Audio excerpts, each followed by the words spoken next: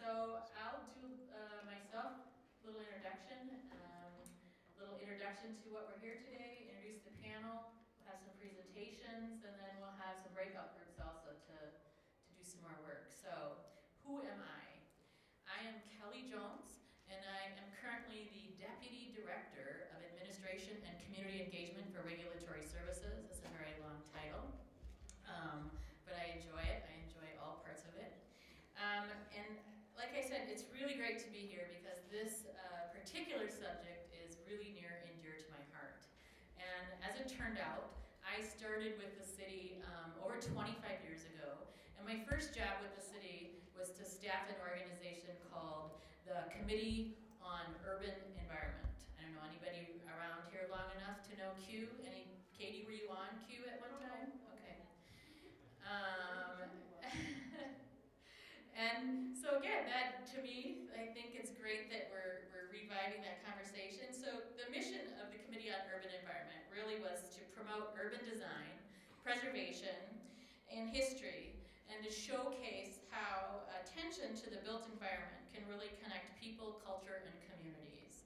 And it has remained a passion in my life, and I continue to work in some form of housing. Since my first time here, I actually was in the planning department, so go figure, huh? And now I'm in a different angle of housing in the regulatory services department, where we have a different way of trying to preserve quality housing. So again, just to make sure you're all in the right room, today we're here to discuss the city's role in enhancing livability, specifically by focusing on several key challenging areas. Housing, urban design, and preservation, and the intersection of these three and how we can really make a difference in the future of our citizens. Using the comprehensive plan is that really all-encompassing, really collective tool that can hopefully garner the wisdom of all the people in this room and many more people in the city. So why is it important? And because we really know that by looking at, again, the built environment, you can impact affordable housing, accessible housing for residents, housing that reflects our values and enhances our capacity to connect and embrace our heritage, all while looking towards the future. Some of the questions that we're going to be looking at, and again, there are an agenda on the table with you and frequently asked questions about the comp plan. So if you haven't gotten one of those, pick it up, because I'm also going to invite you to think about those big ideas and those big questions that you have as you hear the presenters today. Again, keeping in mind our task of creating what the city's role in enhancing livability by focusing on affordability, design, and preservation. So some of the questions that are going to be discussed in the presentation, and I want you to hold them in your own minds and also think of your own, is as Minneapolis grows, how are we providing new options for people as their needs and families evolve? We know a lot of changes in how family structures are and different ways that people want to live, different emphasis on different values, sustainability, equitability, and all sorts of other really important factors. We're also really focusing on growing the city, and what does that look like? And especially when you're looking at our numbers, growing our numbers themselves, but also the diversity of the population that we serve and we live with and together with. Again, and how is our built environment going to serve our current and future needs, while also making sure that we honor our past and bring that with us and reflect it into the future as a way to maintain stability and connectedness and move forward together into the future. So again, these are just a few of the questions that will be discussed today. I know that you'll have many, many more big ideas, and so I look forward to, at the end of the presentation, probably getting into, I think maybe we could probably do 4 groups with this size. And when we get to there, we'll figure out whether we want to be organized or loose about how we get into the groups. But for now, I would like to introduce the panel. So we have with us on the panel Peter Crandell, who is an urban designer with CPED. Who knows what CPED means? Right? Okay, Community Planning and Economic Development. Brian Schaefer, who is a principal city planner with CPED and focusing on preservation. And Brian Andrea Brennan, who is the Director of Housing Policy and Development with CPED. And then we also are joined by Janelle Wiedemeyer, right? Senior Planner with CPED, who's been doing a lot of research and work in the housing sector and will be able to be a resource to us and answer questions. And I also, with my vast experience in regulatory services, can offer insights if that's needed in the conversation. So again, I'm going to hand it over to Brian Schaefer, who will start us off with an overview of what is the comprehensive plan anyway. So how many of you have seen some of these slides around housing already? You've seen Councilmember Mayor Hodges' presentation. I won't bore you with a lot, but I think a couple important pieces that I just want to leave you with before we move on to the nuts and bolts is this is our mission statement for the 2040 Comprehensive Plan. An inspiring city, growing equity, health, and opportunity. Again, just incredibly important as we think about what we're moving forward with it on this journey. As you may have seen, this is a process we do every 10 years. Housing is a very important aspect of that. Urban design is a very important aspect of it. Heritage preservation had its own place in the comp plan and will continue. Important, this is a very busy diagram. You can find all these things online on our webpage. We'll show you the address. But we are way off on that left-hand side on this launch phase. We are launching today. This is the big day. That far right-hand side, that's 3 years from now, 2.5 years from now. So we have a long journey ahead of us, and that's we want to just remind you. There's lots of different phases of this process, and there's a long time to develop it. There's a large portion review. So during the next several years, we'll be hopefully engaged with you and a lot of your neighbors and a lot of your friends, and be involved as we develop this plan. Again, you've probably heard 100 times how to participate. You've been encouraged to tweet if you'd like to tweet. You can put your big ideas up on the Minneapolis that hashtag if you're into that sort of thing. And you can also follow up on the webpage. We have fabulous amount of information on there. There's surveys. There's a lot of great information, and this will be kind of the hub going forward for the comprehensive plan. So with that, I'm going to hand it off to my colleague Peter Crandall to talk about the goal of urban design and livability. Thanks.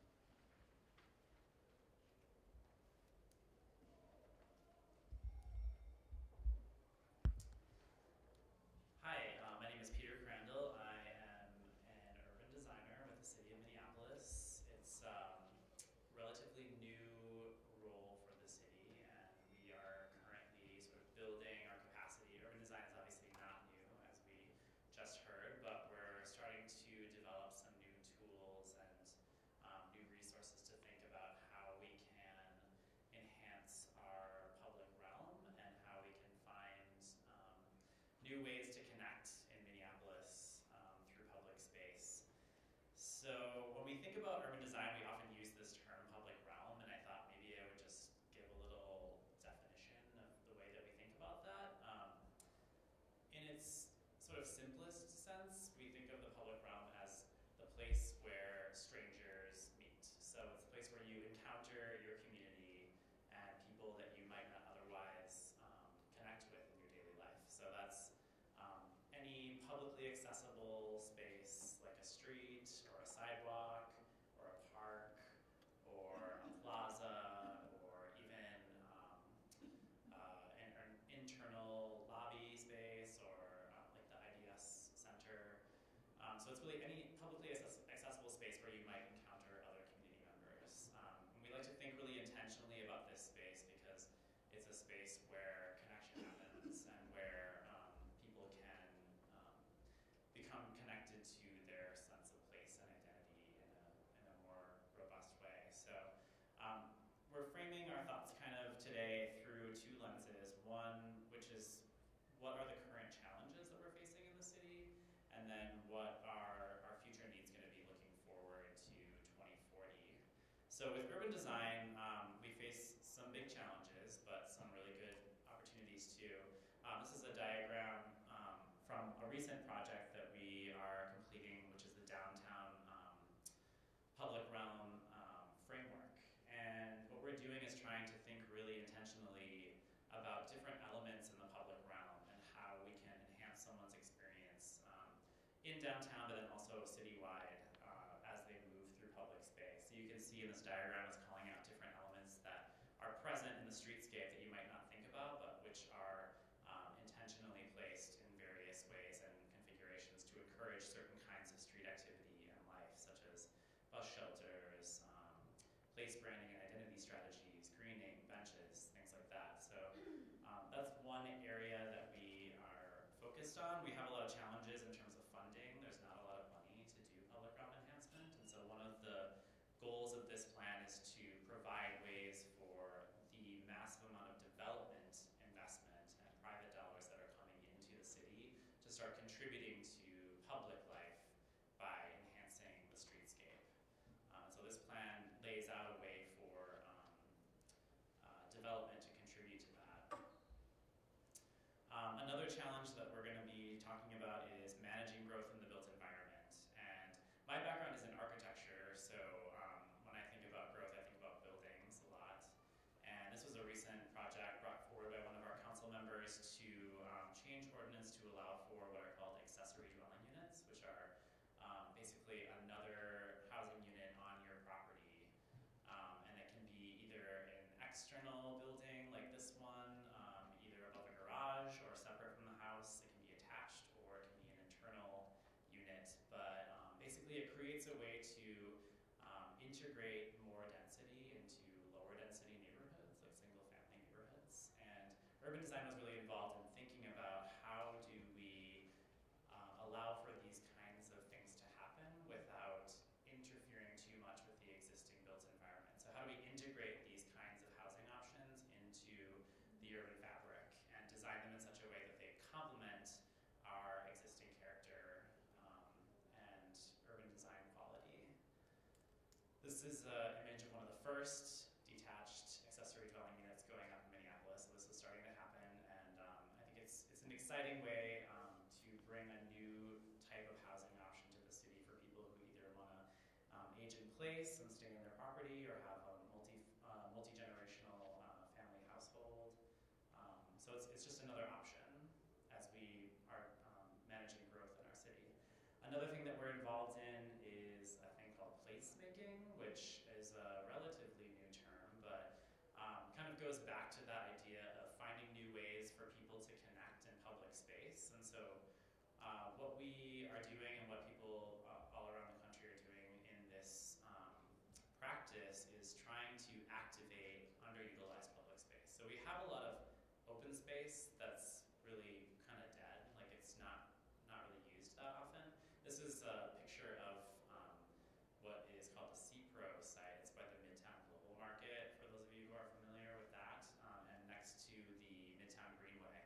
And so the city of Minneapolis partnered with Hennepin County and the Midtown Greenway Coalition to do some furnishing and programming of underutilized spaces along the Greenway to try to get people to move from the Greenway up to Lake Street and take advantage of some of the small businesses.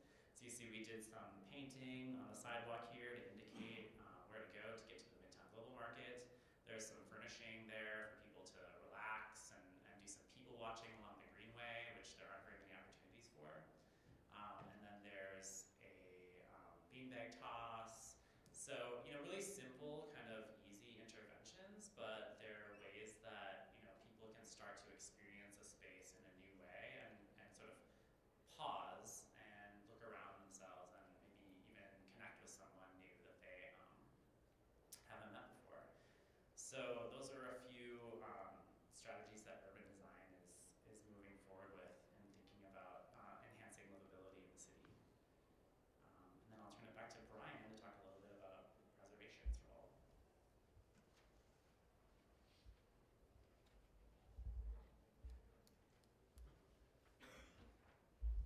So as Peter defined placemaking as a principle of a newer term, preservation has kind of been that conventional tool of enhancing and creating and holding on to place, and really kind of that essential, holding on to the essential character to create place.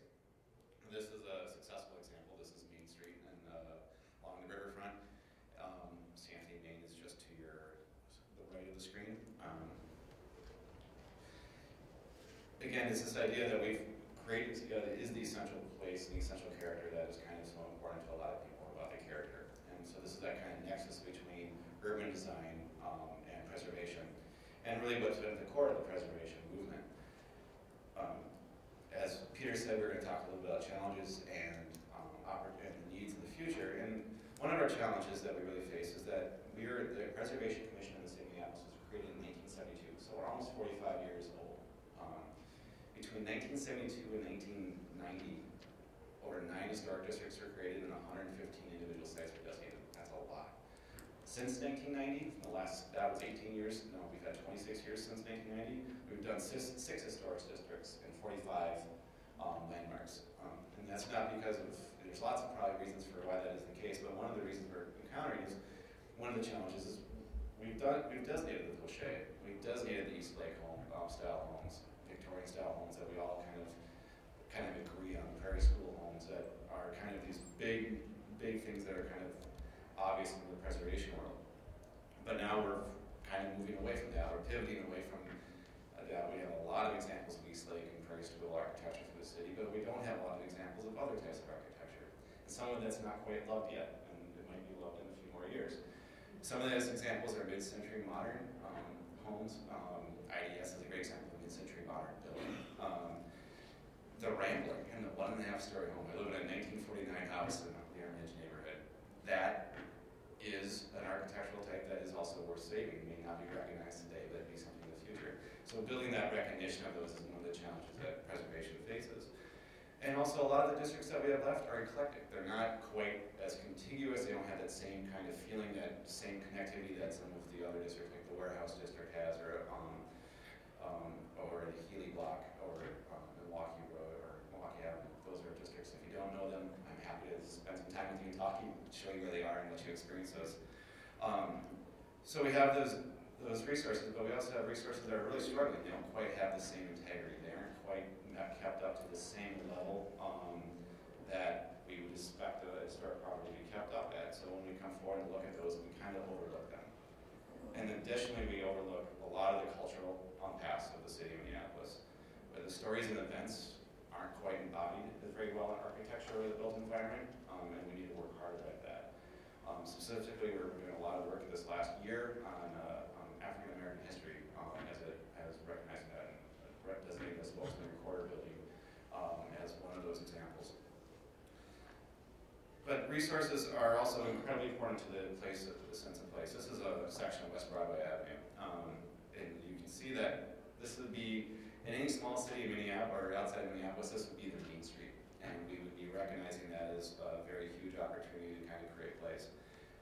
And it still is a huge place to create place. There's a lot of great businesses in there. It creates a lot of opportunity.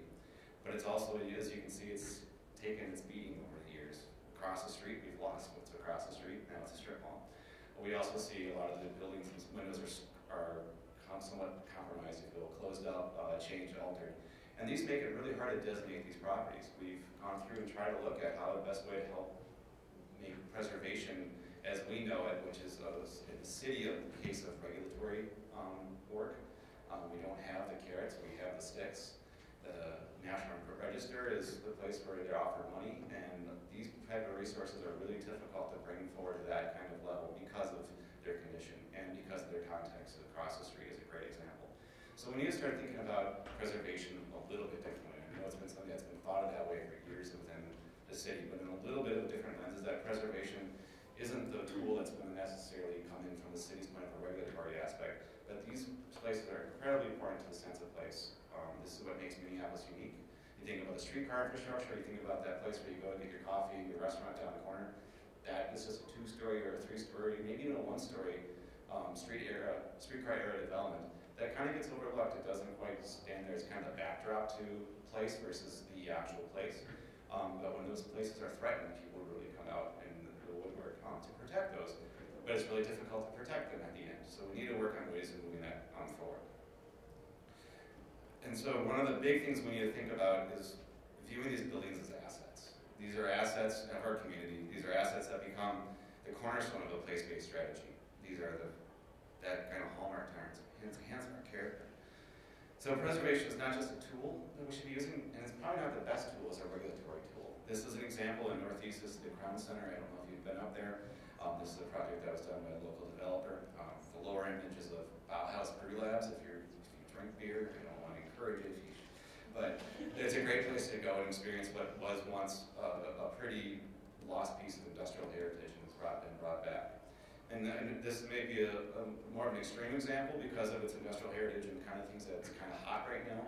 But the West Broadway example, every corner in Minneapolis has a streetcar area development, basically. Those are places that we need to help understand they're loved. We need to look at those and start explaining and vocalizing that those are assets worthy of preservation. We need to start looking forward to using that not only at the city level, it's not what your government can do for you necessarily, which we've been asked, and we also work through that, but it's also looking at it from the community level. We see a lot of great grassroots examples, we see a lot of different organizations doing that, but looking at these as assets, letting those building owners know that they're great buildings, helping them out, making sure that those buildings don't fall down, maintain those buildings, and loving those businesses. We found a lot of work that we've done through working Dinkytown, working in Hills, that have been actual projects the city's been working on, where the buildings are that backdrop, but they also create a great place for small businesses. They are kind of that economic driver. People are kind of sad when they see a building go, but they're more sad when they see that building being replaced with a national tenant that can pay more per square foot, and you lose kind of that identity. And that identity is really wrapped up in not just the built environment, but those businesses. So we got to think about this in a little bit of a different way. That preservation isn't necessarily the regulatory tool, but it's a strategy for economic development. It's a strategy for placemaking and urban design, and thinking about those as assets. So with that, I'm going to hand it over to Andrea and talk about housing and affordability.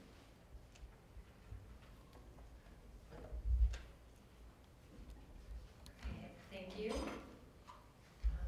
So housing is a really big topic to cover in 5 minutes. So I'd like to highlight 3 key challenges, which are also areas of future need, great future need, looking forward. And those 3 areas are affordability, quality, and ensuring diverse options in housing. First, what do we mean by affordability? Well, generally speaking, housing is considered affordable to a household if the household pays no more than 30% of its income for that housing. And obviously this is much more of a challenge for lower income households because there's a lot fewer housing options available that are affordable, or that have a price point where that 30% is less than that. So a lot of times when we talk about affordable housing, we're talking about it in the realm of what has legal restrictions on them. So it's housing that has some form of public subsidy so that the income and rents are restricted going forward. That's one area of affordable housing. Another area of affordable housing is just what's naturally occurring in the marketplace. So housing that due to age, condition, location, size may be just affordable to lower income households. That's a lot of our housing stock out there is in the naturally occurring world. So this is an example of a legally binding affordable housing development. It is a 42-unit new construction development for larger families and containing 3 and 4 bedrooms, which again, getting at making sure we have a broad range and diversity of housing options. Rental housing for large families is in pretty significant shortage in Minneapolis, particularly for low-income families. The vacancy rate for 3-bedroom units is less than 0.5%, for example. And again, trying to find, looking at quality issues and quality materials and developing high-quality affordable housing is a priority in areas that have amenities. This is right along the Midtown Greenway. So this is an example of a type of affordable housing. In general, the need for affordable housing is growing in Minneapolis.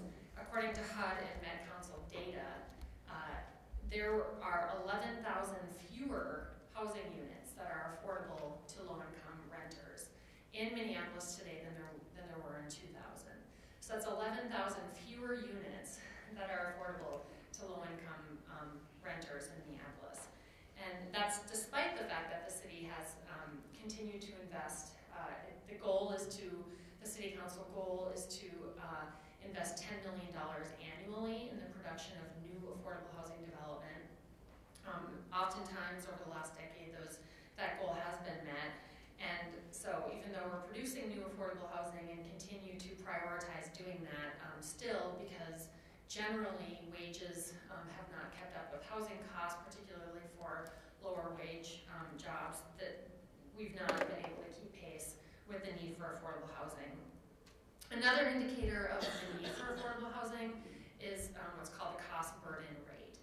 So that is looking at the percentage of, in this case, renters that are paying more than 30% of their income for housing.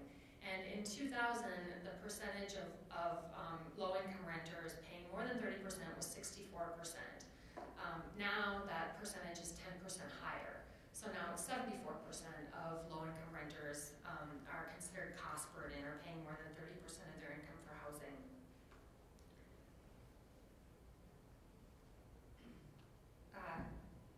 To talk about housing quality, that's another key area. I just wanted to highlight an example of an initiative that the city has been pursuing that focuses on housing quality. These slides show Green Homes North homes that have been constructed in the last 5 years.